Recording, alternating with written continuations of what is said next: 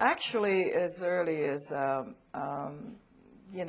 62, I participated in a summit. Women Strike for Peace came into being really as a way of protecting, protesting the testing of nuclear bombs, atomic bomb, nuclear bomb.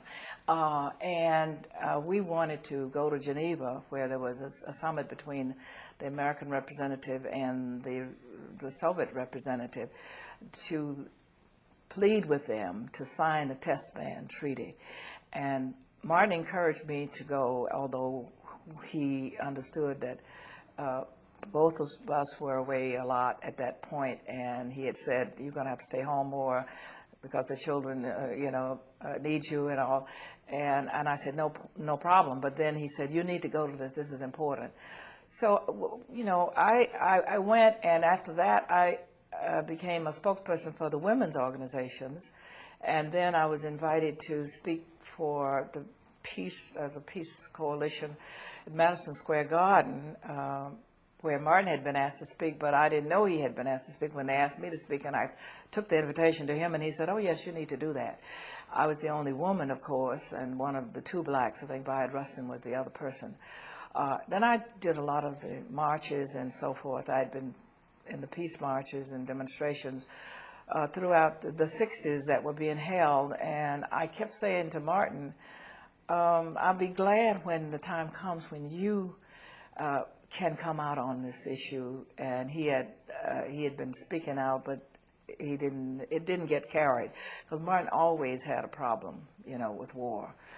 He finally came to a conclusion as a person who believed in nonviolence, that war couldn't serve a positive. He said it should serve a negative good, but he came to the war creates more social problems than it solves, and that was his position, and that's my position.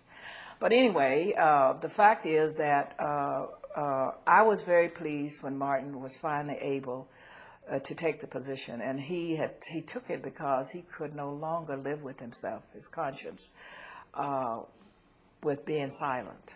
He knew that there would be a price to pay, and there was a terrific price.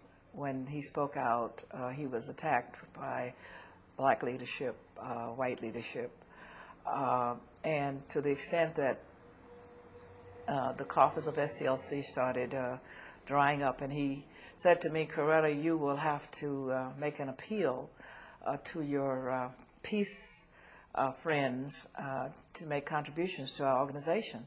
And of course I did, and we got some funds, but the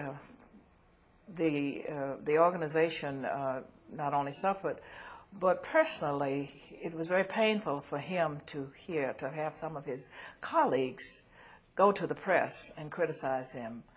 And I said to him one day, "Martin, I can't imagine you doing this to any of your colleagues. If you have this kind of a problem, you need to talk directly to this person." And this person happened to be one of the big six of the leaders. And he finally got that person on the phone, and he started giving him the history of the involvement of the Vietnam War, starting in the 40s and on through. And he says, "Oh, I see you do understand this," because they said Martin didn't know anything about foreign policy. He said, "Well, I didn't know anything about this, but I see you understand." And so when Martin finally said to him, he said, "For a long time I encouraged my wife to speak out, but I was the happiest man in the world when I came to a point where I could personally take a position against this evil war."